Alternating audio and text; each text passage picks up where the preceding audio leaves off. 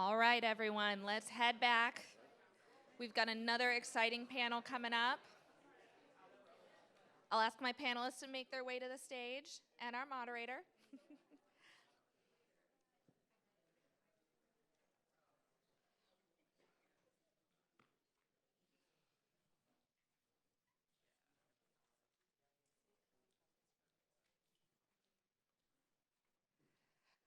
So this morning really set the stage. You heard from acquisition specialists from government agencies about how they're leaning in to their role, whether it's procurement or direct hiring, in bringing more people with disabilities into the workforce.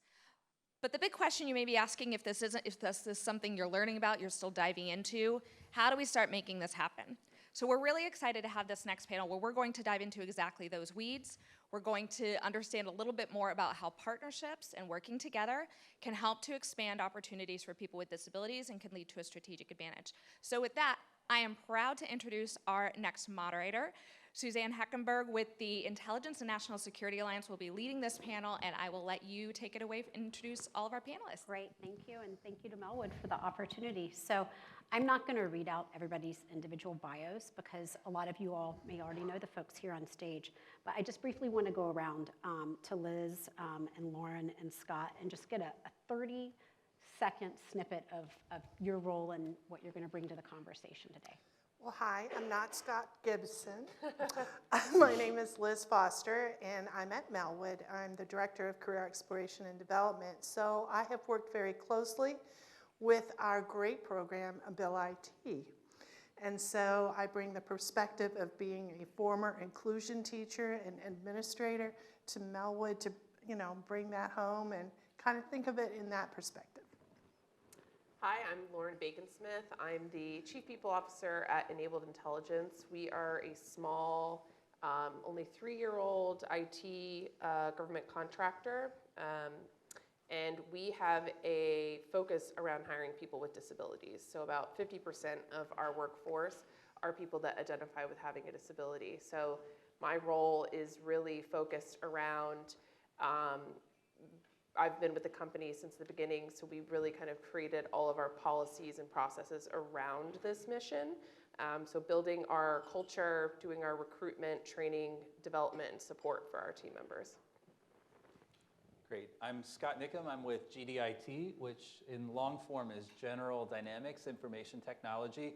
By that name, you may be familiar with our parent global corporation, General Dynamics. We're the IT service, professional services, and mission arm of GD. And our workforce is 30,000 strong, largely technologists serving every part of the U.S. federal government. And I am the Chief Diversity Officer, and that includes some of our giving and strategic partnerships, which is what affords me great access to partner with Melwood and my team. And like Enabled Intelligence, I wish we could tout the impressive representation for employees with disabilities, but we're very much on that journey, and I'm looking forward to sharing more about that with you. Great, thank you. So we've talked a little bit already today about partnerships, but this question is for you, Liz. I'd love for you to share a little bit about why partnerships such as the public-private sector, as well as even third-party organizations, should be a part of a company's recruitment strategy. Of course, I want to say partnering with Melwood's fabulous, but we have 60 years of experience with people with disabilities, and partnering with an agency that has that kind of perspective, you are really getting a round knowledge of disabilities. We've seen it, we've heard it, we do it, and we can really bring that perspective. You heard earlier about how. I think the former panel was amazing in explaining some of the resources and strategies they're using to bring the how to the table, but we're the why. I've got lots of 227 graduates that can tell you why it's important. And we want to bring that talent to you. And how we do that, we can talk about that. But we want to make sure we're creating that talent pipeline with people that have the skills that you may not have thought of before that match your needs. And so I think that's what could answer that question the best. If you want more explanation, I can. That's great, thank you. So GDIT and Enabled Intelligence both have had a journey as far as recruitment goes. Very, very different journeys. Enabled Intelligence is a small business, and to hear your story, which I hope you'll share, Lauren, about how you all created the company and why. But we'd like to hear from you first, and then Scott, about your recruitment strategy and why it's important to the organization as a whole. Not because it's the right thing to do, but because it's the smart thing to do when you're building diverse teams. Sure. So, yeah, like I said, we're only 3 years old. So my job is has a lot easier in the sense of building something from the beginning and integrating this in as a strategic piece of how we operate the business versus a massive corporation.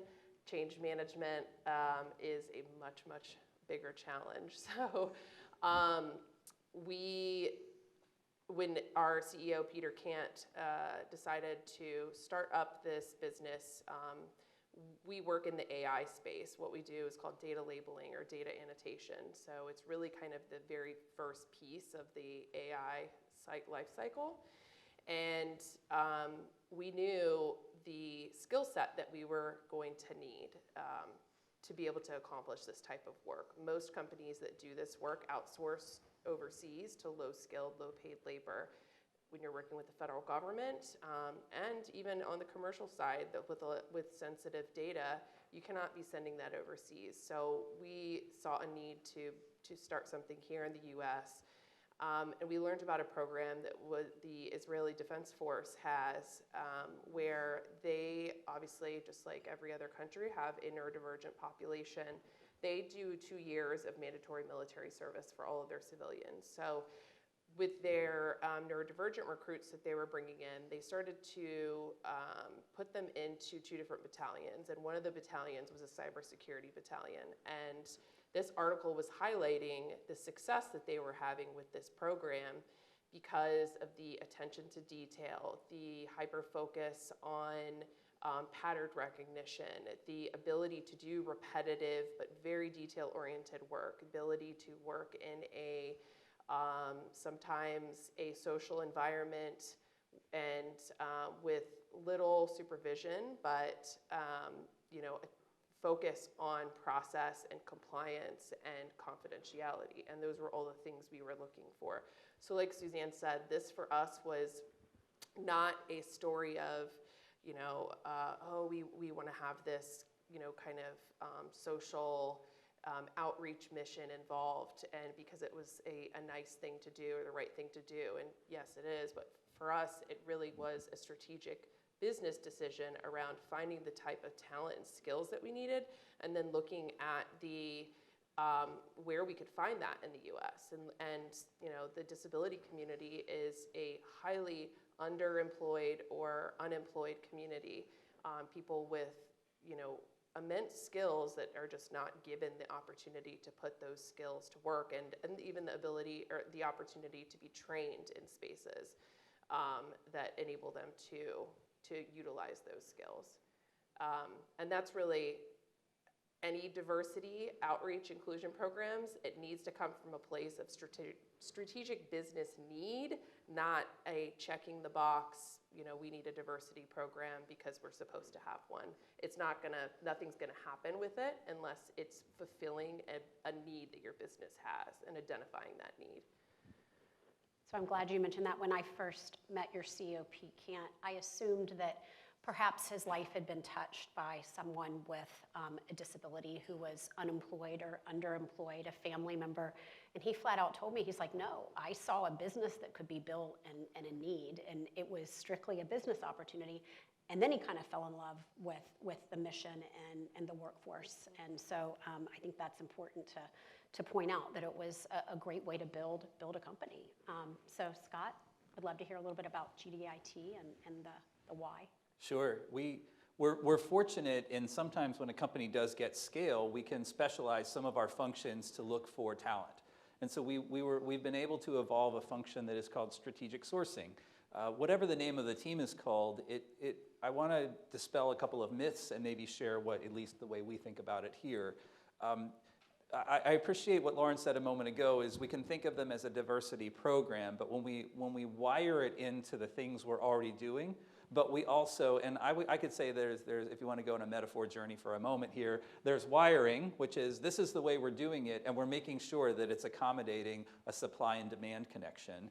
But there's also welding, and we're now going from wiring to welding. So if you don't mind me using a little bit more of a heavy-duty metaphor, by welding and wiring, I mean is that we are starting to now get a specialized group of people in our talent acquisition shop, Suzanne, that we can equip with insights from a Melwood and other organizations that partner with us to say, what are some of the things we might need to use as considerations to open up a talent pipeline from a trickle to a stream? And we need that kind of expertise. We're humble enough to know what we don't know. And Melwood is also non-judgmental to say, I wouldn't do that. I would try this. And that's a very comforting partnership model that Melwood and others provide to us. But this specialized cell now is connected to the rest of our demands of our jobs. So when we're looking at on our demand side, and now we're building supply side, the middle part is our specialized recruiting team, where we have the opportunity to equip, sometimes differently or more inclusively. How would you interview a candidate who might come from a neurodiverse background? What might you have to do from an equity perspective to give that person a fair shot at being the right fit? But we don't play in the selection. We play in the process, and then we play in the supply, demand, strategy, and match. That can happen at a large shop or a small shop, but it is the intentionality to know what we don't know and figure out where the choke points are. So we're now systematically going through a couple of those places where, I'll give you a quick example. One of our AbilityIT graduates who's been with us for some time is looking for his next assignment. Well, that's a different part of the talent process, and it means we have to look at where those choke points might be for someone who needs a way to navigate that. So Suzanne, I guess to bring it all home, think about the wiring in. This is a process that happens already. We don't need to set up a separate one. We just have to have something that rides along within that with expertise from Melwood and others. So we can't build too many parallel worlds of talent acquisition. We have to think about this. This is an extension of a function we have to be very good at. For Lauren's company and ours, we don't have the talent we need now, so this is another way to just turn on supply, but make sure the demand side is also ready.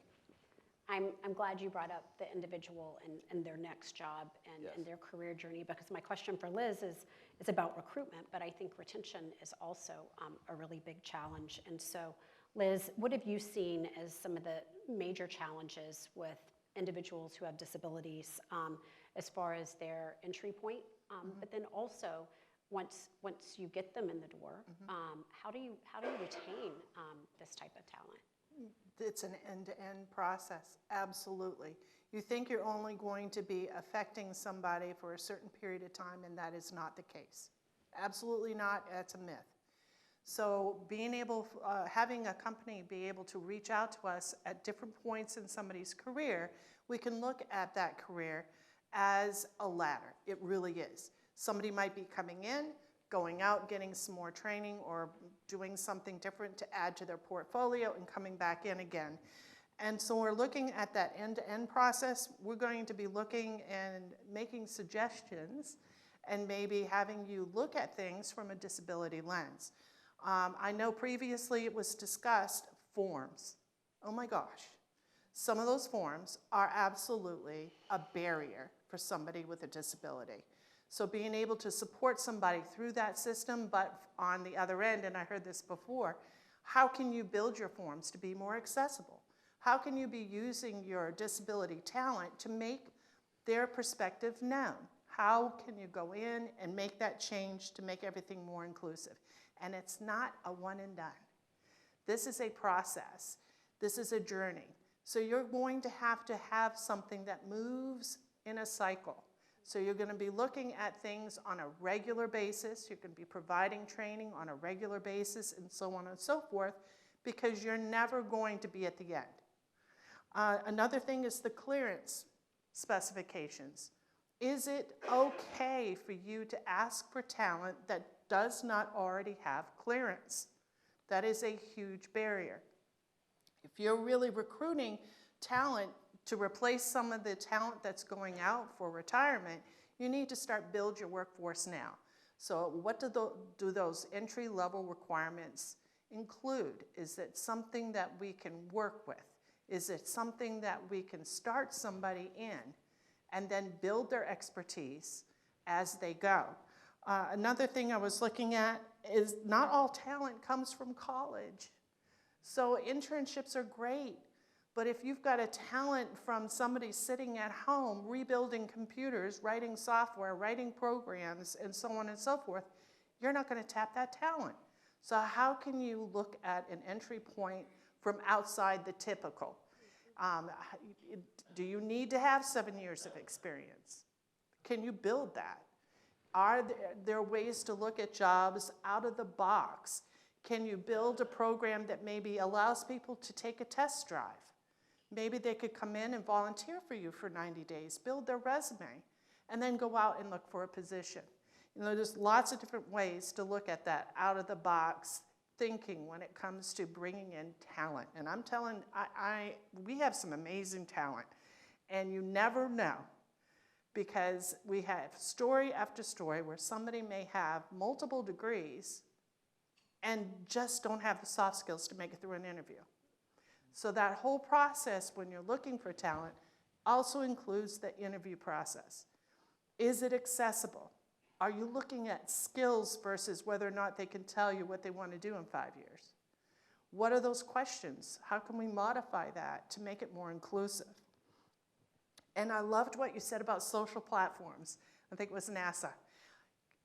Put that net out everywhere, and you're going to cast a great piece of talent. And that is really important. I could talk all day. Do you want me to keep talking? But, you know, one thing you touched on is the application process. And what drives me crazy is I've seen some applications, and it's companies that really are trying to diversify their recruitment. And it will, you know, it's the same exact online application that everybody has to fill out. And I've seen some where you can submit a video, you can submit an audio recording, you can submit a PowerPoint presentation versus just your standard cover letter or even just initial interview. And I don't think individuals with disabilities should have to adapt to organizations that aren't wired that way. I think the organization should have to adapt. So. Bingo. One last thing, I'll let somebody else answer a question. But if the end-to-end process also includes the wonderful stories where somebody is building their independence. They're not at home anymore. What does their support system look like? Sometimes we're a piece of that support system. I get calls 4 years down the road, and we pick it up like it was yesterday. I've got my own apartment. Do you have any ideas on how to build my social life? Well, you think, what in the heck do I have to do with your social life? But it really is part of their full life. You want everyone to have a work-life balance. And it is up to us to help build that for folk. So, Glad you mentioned that. So, Lauren, I've visited your headquarters a couple of times, and I've even attended a staff meeting. And you and your CEO, Pete, have shared with me things that you had to adapt that really do relate to retention, I think. How you run a staff meeting, when you have a party or employee recognition, things like that. Can you just talk and maybe give us a couple of examples of the way you all have had to change the way you operate versus your employee base having to change for you? Yeah. Again, and I just always preface this because I've been on the other side working at a 100-year-old massive corporation where it's like, yeah, it's easy for you to say to do that. So I totally understand a lot of the things that we do.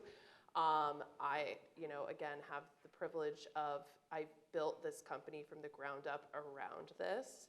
So we haven't had to change what we were doing, but we built it that way from the beginning.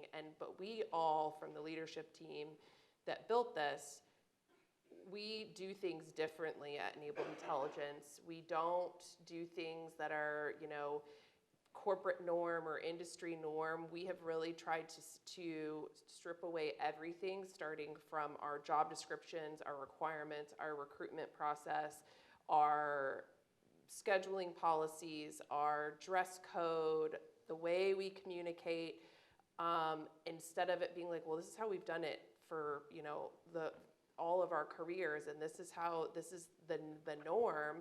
But is that serving a true inclusive workforce? And we try really not to just focus on the disability piece, and we focus more just on inclusion in general, because this goes, you know, we are an integrative workforce, so not, you know, I said about 50% of our team identify with a disability, but outside of the disability, we have a very diverse population or workforce in general. And we don't just look at diversity as, you know, gender, race, religion. We really look at it as, you know, educational background, work background, diversity of thought, diversity of learning, communication. So we really try to think about all of that and everything that we're doing, and like what's actually going to serve our team members the best versus what the norm is.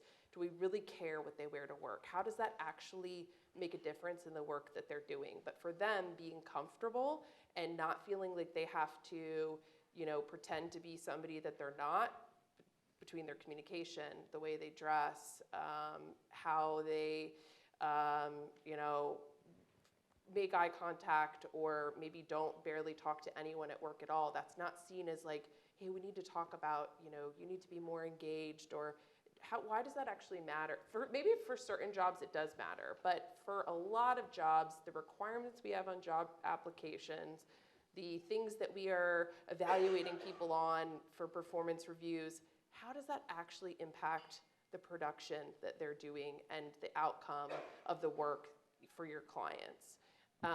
That's how we try to look at everything. We are a business, we are not a nonprofit. So do we do things that make things sometimes a little bit harder for us to make it a better place and a better situation for our employees? Yes.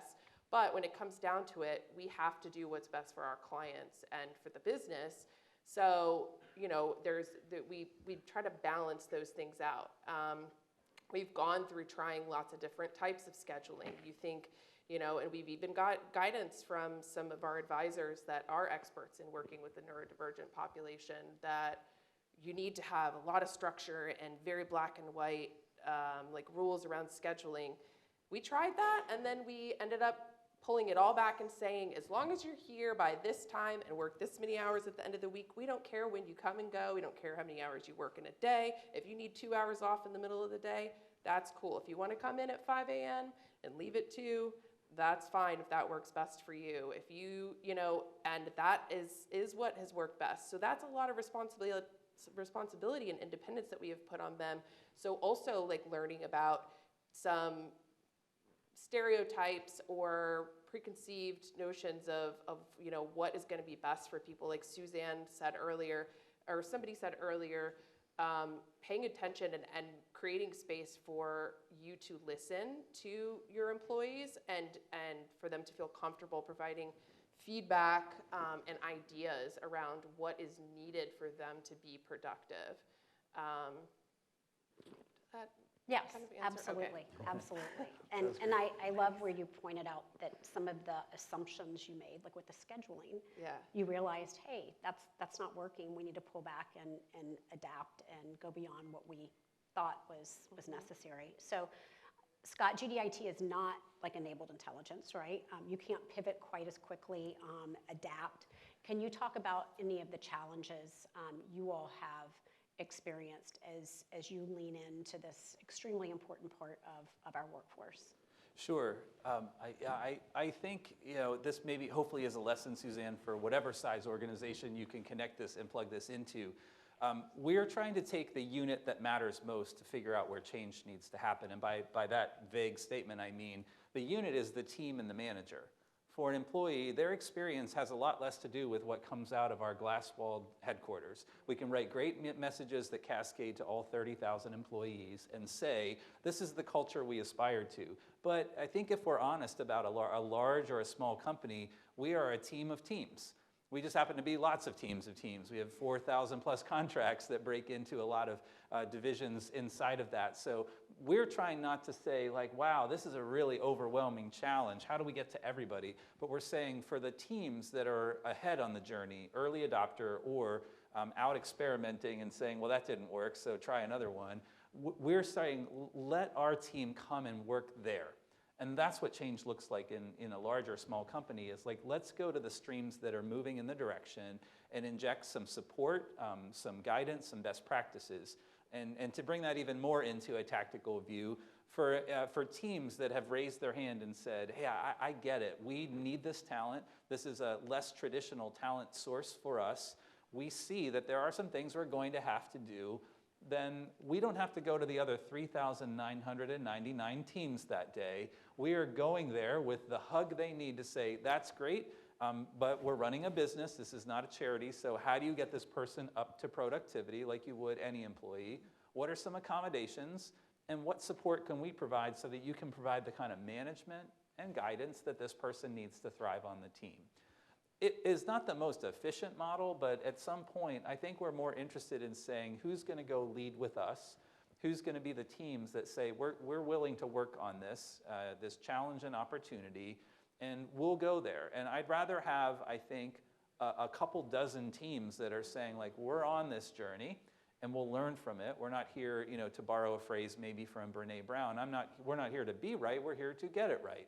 And we will humbly accept when that thing didn't work, and we'll redirect it. And maybe those other 11 teams can benefit from a little debrief to say, here's some intelligence, work together on that, and solve that problem together.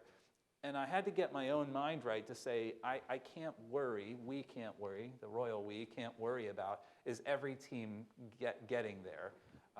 And I think that might just be some wisdom of some kind that we all develop over our careers when we get to a certain age and say, I will take consistency and incrementalism over intensity and perfection. So maybe this is a very generic advice session, Suzanne, of what I'm landing my point on here. But in this way, it can really get over the inertia of saying like, wow, until we have 20 slides and a master plan to get this organization on a new path, start somewhere and go with a coalition of the willing. We will figure out if there's a resistance out there that we haven't yet met, and that's an existential threat to our progress. But there's plenty of places to go right now to say this feels like where the energy needs to go. So along the vein of teams, and this isn't a question we talked about in advance, but I think it's an important one, and I've pulled it out from a little bit of what you all have shared. But you have team members, and then you have team leaders, and you can do everything appropriately to onboard a new employee, whether or not they have a disability or not. The employee training program and the employee handbook and sitting down and filling out all their tax forms and everything. But there's also another aspect, which is familiarizing leaders as well as colleagues as how do they need to adapt their leadership, their management style, their collegial style to best support individuals with disabilities. Can you all give any examples or pointers on where you've seen that successful or not successful, where you didn't ensure that other folks were also trained that are supporting and working with individuals with disabilities? Anybody? I've got one, but I defer to Lauren if you wanted to start there. You go ahead. Given the kind of picture I painted a moment ago, that we don't have thousands of teams, but we have some teams that are working on this, we're trying to use peer coaching and guidance as one of our ways to do it. Because one manager talking to another manager is extraordinarily more effective than an interloper like me saying like, well, I read an article and then I just got off the phone with Melwood. Let me tell you what's really happening there. So there's a dose of like, who's the expert here and what wisdom is most needed at the right point. So we've built an unofficial network of managers who are working with neurodiverse team members and saying like, what are you trying? What are you doing? Now, we don't want the experiment to be at the expense of qualified management support and a proper team structure to have roles and responsibilities. But we are finding, Suzanne, it is the smallest gesture of saying a warm handoff is you all are a group of 4 managers who might have a similar set of needs, challenges, or opportunities. Go forth. Let us know if you need anything. We can go get resources from corporate, and we're corporate. We're here to help. Sometimes that message doesn't always land with a smile. But where we can remove a barrier and bring a resource to a group of people, there's something organic about that, and they mentor each other. And then it doesn't feel tokenism about like saying, well, let me explain to you what your employee is feeling right now. They're really in the trenches talking about the reality of what worked and what didn't. And if we uncover, we haven't done this yet, but if we uncover there might be some trends, they have a spokesperson get back to us, and we're not official. We look like we're a big company, but someone just sends me a Teams chat and says, Scott, we need help with this.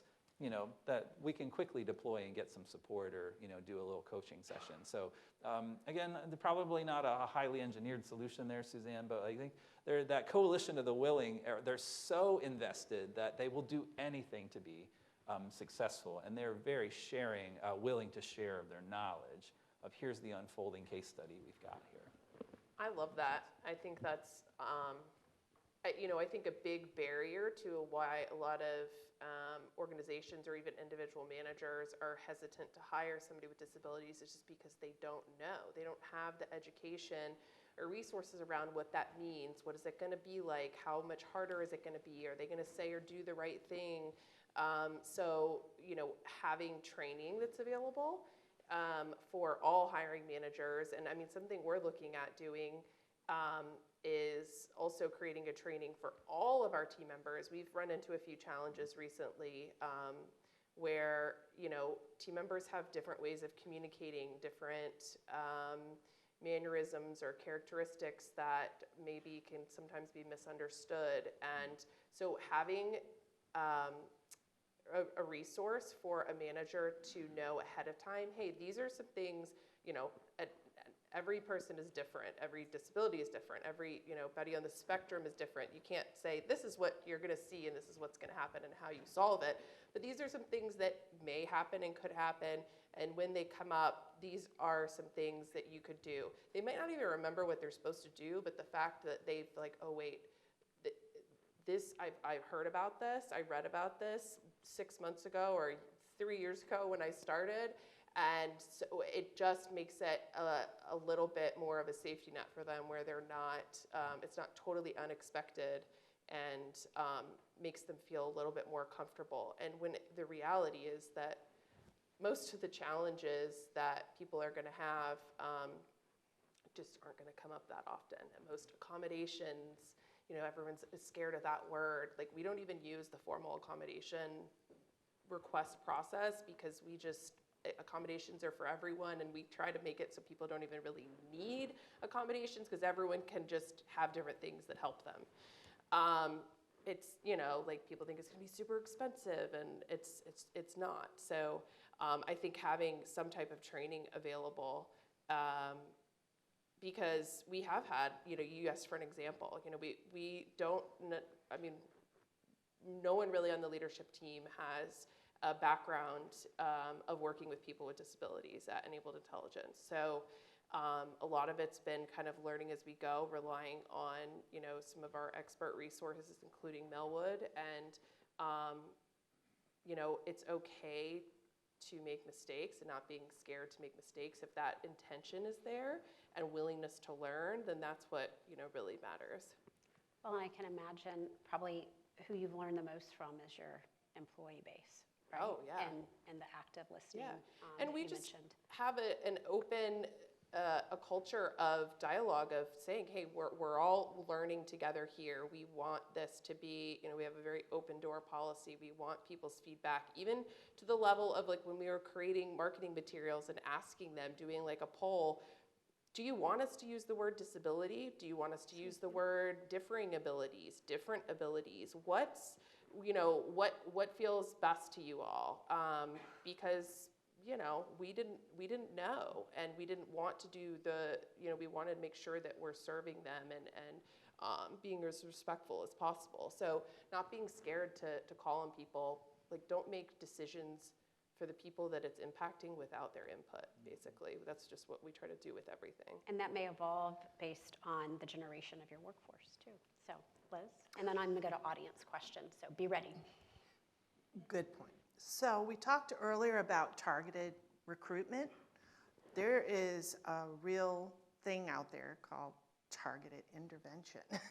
So last year I trained a very large agency on just some strategies and tips on how to work with people who are neurodivergent and also how to make your workplace more inclusive. So they thought everything was great. They set up a DEI and they were ready to go. Well, I got a call this spring and they said, you know what? Thank you so much for what you've done. And that was with hiring managers. What we're seeing is a real issue with our mid-management in this particular agency. Let's create a training for that mid-management, for the people that aren't going through onboarding, for those people that aren't going through regular training. How can we better serve and better serve our employees, better serve our mission? So it's been interesting. And it's okay if you don't know what you don't know. And it's okay to go like gangbusters and say, whoops, we forgot this, and come back and ask for more. And so things are changing. I said to some folks that I've waited my entire career for someone to contact me and ask me, how can I make my workplace more inclusive? Never in a million years did I ever think we'd be here. And now we're going so much further. How can we not only make our workforce more inclusive, how can we really take talent and match it to what we need in our organization? It's pretty exciting. It is exciting. Hope is not a strategy, but I am very hopeful based on that. So I'd love to turn it over to audience questions. And if you all want to identify your name and your organization, that's great, but not required. Any questions for our panelists? Come on, someone.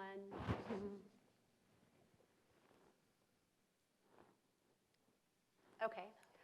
Well, maybe I will ask you all a final question. If there's one tangible, actionable to-do that you could ask each of our attendees to walk away from this room with, what would it be? A bumper sticker, a hiring method, a mentoring program? What would your one tangible action item be for folks in the room? Okay, Liz, you first. Thanks. Ask the people you're serving what they need. Use their stories and their experiences to make you better. Don't try to be the expert in all things. It's not only coming to Melwood, for example, and asking about disabilities, but it's also look at your workforce. Ask them what they need. And I heard that over and over with you all. That is super important. I would, I kind of already said this, but if you're a company looking to hire, or if you are an organization that maybe supports people with disabilities and trying to help them find employment, so you're working with employers, is identifying what the business need is and how this can fulfill it. Because that is the only way this is going to go past like one or two, a few little hires here and there. Somebody's kind of like checking a box. Oh, this was a nice thing to do. We hired somebody with a disability. And we sent out a press release. Yeah, like internship program or something. Like if this is actually going to be a strategic part of talent acquisition and workforce development, and fulfilling a business need is how that's going to happen, because it needs to be, like Scott said earlier, this has to be integrated into what the company is already doing. It can't be a specialized program. Specialized programs are great, and sometimes that's how things get started. But the thing with that is sometimes that gets stuck then in that specialized program. So if you're an organization, which I feel like I kept talking from the employer standpoint, but I feel like there's probably more organizations in the room that are supporting people and maybe working with organizations, like placing people at. Ask them, what are your challenges right now? Like, what are the types of positions that you're trying to fill? What are your strategic goals over the next 1 to 5 years? And how does talent acquisition play into that? And then figure out, reverse that. Okay, how can we find, out of the clients that we're serving, how can we help that company solve that problem, and pitch it to them that way? Not to say, oh, we've got a lot of talent and we can, send you these resumes, create a business pitch to them of how your clients that you're serving can fulfill the business challenge and fulfill their strategic goals as a business. Because then that person you're talking to that's a recruiter or HR manager or diversity leader can take that higher up the chain and say, this is a solution to a problem we have, and this is the resources we need to put behind it.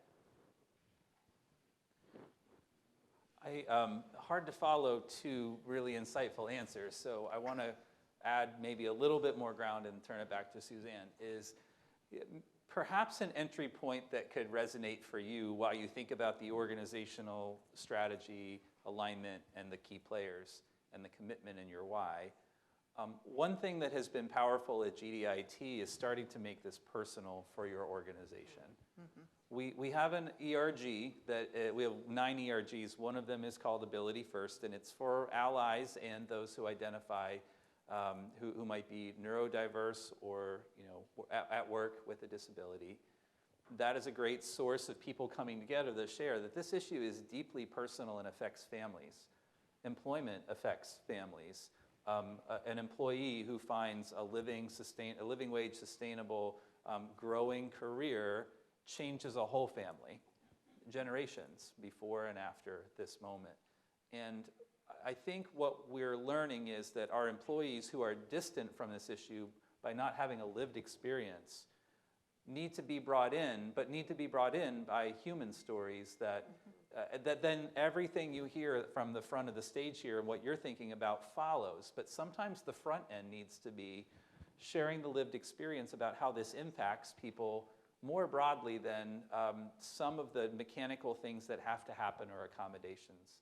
So you've got to do both, but don't underinvest in bringing a community together and, as you say, asking employees. I might even just say, broaden it and say, who's willing to come be engaged in a conversation about how disability affects your life?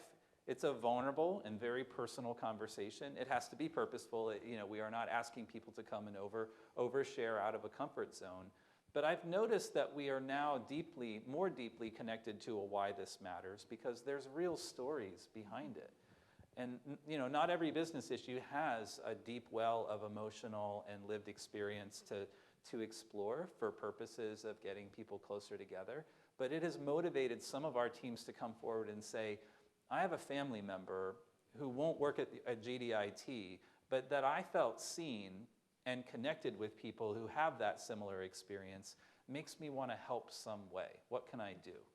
And we're going to need a lot of warriors here, not just people solving the bureaucratic challenges.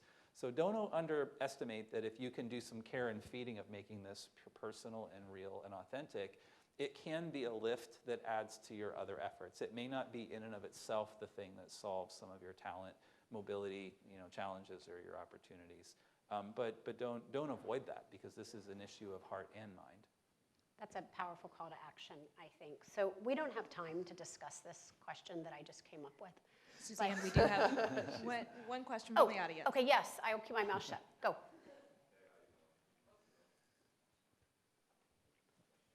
Hello? Okay, I didn't want to be loud, but my name is Dante Daniel with the Amputee Coalition. So I have a question. I had to type it because I didn't want to forget, but I guess this is an employee level question, but with the recent increase of recruitment for persons with disabilities as of, I want to say, within the past 5 years, I'm wondering, once hired, what I'm noticing is that the work environment not necessarily is inclusive. So you stated about different strategies to make it more inclusive. So for the employer level or even the third-party organizations that necessarily assist with the recruiting efforts, once hired, what are some means of advocacy efforts that maybe the employee can conduct in a sense to advocate for a much more inclusive environment or more so to increase the inclusiveness of that particular work environment? Because once onboarded, you've checked the block, you have the number, right? You increase the number, but necessarily you may not necessarily have the most inclusive environment. What are some strategies as far as the employee advocating for themselves, or maybe the partner or the third-party organizations that may assist it with the recruiting, speaking to that senior leadership? Sorry if it was a long question. No, that's an amazing question. And I think that's a lot of our team members, the experience that they've had with their working experience has been really rough because of the turnover that they've had, whether they chose to leave or they were terminated because it was not the right environment to set them up for success.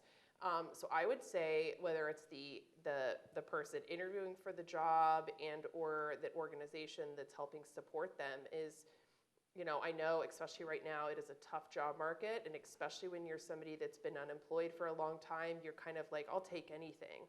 But if you want it to be the right fit and something that's going to stick, you need to, and you have the full right and should be asking, you're interviewing that employer as well. Ask them, what is your retention rate?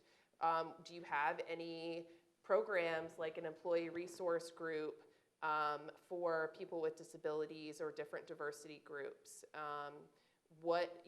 Especially if they know that they have certain needs or have had certain challenges in past employers, ask about those specific things. Hey, what is your scheduling policy? What is your policy around, what's the environment like? Is it really loud? Are there flexibility around where, the environment that I can sit? Things that they know that have been challenges for them, ask about those specific things to make sure it's going to be the right fit. Don't just look at the job description and the brand name and say, sweet, I got a job at Microsoft or Hilton or wherever, some big name company, and they're ready to go. You need to make sure it's going to be there. And that goes for anybody. You are interviewing them too. So you need to do your due diligence to make sure it's going to be a good fit for you. So I do have one last question. Can you guys hear me? Oh, there you are. This is Larissa Couts from Melwood. You're both federal contractors, and you are doing the work, right? You're doing the work because you have a need for a workforce. You've partnered with Melwood to have a pipeline of candidates. What are some of the levers that you can see as being useful for the federal government to pull or to use to incentivize more federal contractors to do what you guys are doing? I mean, there's the goal, which is aspirational. There's really no carrot or stick around the Rehabilitation Act goal of hiring for federal contractors. What do you see as those things that will convince others to do more? I can start there. Yeah, I am hesitant to say exactly a similar answer, Larissa, of what I said before, but I think it's the purposefulness in going into places where the opportunity is ripe and not trying to, we have to work at the policy level and systems level, but there's also, we have 4,000 contracts, we have 4,000 relationships or more, and if our folks are advocating for it, and we can go and be a voice for advocacy well before a decision has to be made about a staffing plan or a work breakdown structure, we need to use our platform to influence and say, this is important to our company. Our ability to deliver it for you comes with a shared commitment to do certain things to bring a workforce that, that is strong for you and us. And so I need to be honest and candid here too and say, we're not doing that at scale, but when we find a customer relationship that can go there, and they should all be able to go there, but can go there with receptivity, we can work those things together. There's a lot of things you can do together when two decision makers, the FAR is a big Bible of things that we have to do, I get that, but there is a lot of space within there to make mutual agreements about what is good for the mission and what the company can offer. So I'm hopeful that that's another strategy of one bite at a time while those more systemic changes take all of us pushing the rock up the hill. So this is maybe not so much on the policy side, but an additional incentive or bonus for companies that like Enabled Intelligence that have this focus. It is something that sets us apart and that we can talk about with our clients. And there is the mission side where we talk about why this workforce makes us the expert in what we do and why we are over 10% more accurate than an industry norm because of our workforce. So of course they like to hear that, but then there is also, like Scott mentioned, the personal side of things. It is incredible, like almost every single person we talk to, you know, a client or a partner or a provider that we're working with, that they all have connections to the disability community. They have a child, they have a you know, niece or nephew, or you know, coworker that they know. Like, it's something that people want to be a part of. Maybe their organization is not doing a lot of work in this space, but by working with us, they feel like then they're contributing towards that mission. So it's something that does definitely add value to the business. And then on the policy side, I mentioned this already at the event that I had the opportunity to go to with Melwood and Senator Warner and Representative Beyer. But programs like AbilityOne getting federal funding, programs like we just had an intern through the DARS, Virginia Department of Aging and Rehabilitation. They have an internship program for 8 weeks where they pay the intern to come work for you. And we weren't planning on making a full-time hire, but he was amazing and just like mind-blowing that he had not been able to find employment. Like any employer would have been so lucky to have an employee like this. But we wouldn't have even found him if it hadn't been for that program because we didn't have the funding to make a full-time hire at the time, but we ended up finding a way to make it work. Programs like that, if we can get more programs like that that have federal funding that can get people in the door, and a test program from a federal side, like doing unpaid internships, we can't really do that. Doing internships outside of like formal programs even is like really tough. You know, there's a lot of compliance stuff, but when we can work with government funded programs through state government and through, you know, through programs like Melwood, it's easy, it's a cost-effective way to create a pipeline of talent, but we need that federal funding to back those programs. Liz, any closing Oh. remarks? We're a Yes. little over time. Yes, creativity, innovation, equity. So think about, if I can't make a direct hire in an area, how can I include somebody to give them a chance to get an experience? Think out of the box. Worked with an agency who wanted to do something. They were just going to offer something like filing and copying. I said, I'm pushed. I said, well, how about IT? Well, I don't know how that'll work. Well, and it took a little while to figure it out. And they took a chance with us, and they came up with just a volunteer program, unpaid, 20 hours a week, where somebody could come in for 90 days and get a real life experience working on a job. And just like was just told, this person came in, blew their socks off, I mean like totally, contacted the contractor that had that position and said, hey, can we create a position for this person? They're amazing, and we want to hire them through you. And that's exactly what happened, and you'll hear about him tomorrow. But just be you know, be a little bit flexible, and it may lead into a Schedule A. Maybe it'll lead into looking at a position and thinking, this is not a throwaway job. You know, the turnover is not a good thing. So maybe if we have something where some folks are coming in on a regular basis, blowing somebody's socks off, they can go within or outside of that agency and get a real job.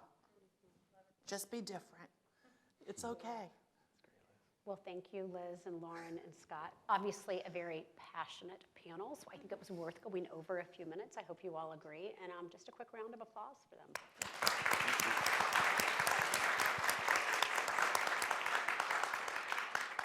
Thank you all so much. We're so appreciative of this great panel.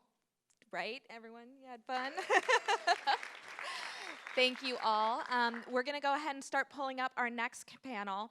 You know, what was really exciting about this is you get to hear a little bit more about some of those pipelines, right? How do you identify really good talent? How do you bring them in? How do you support them so they can succeed and grow within the job? But there's, this is still a federal contracting and procurement conference. And so next we're going to talk about some subcontracting relationships and how those kind of relationships can also facilitate career growth and opportunity. So thank you to our wonderful panel. We really appreciate you. And we'll bring up our next panel.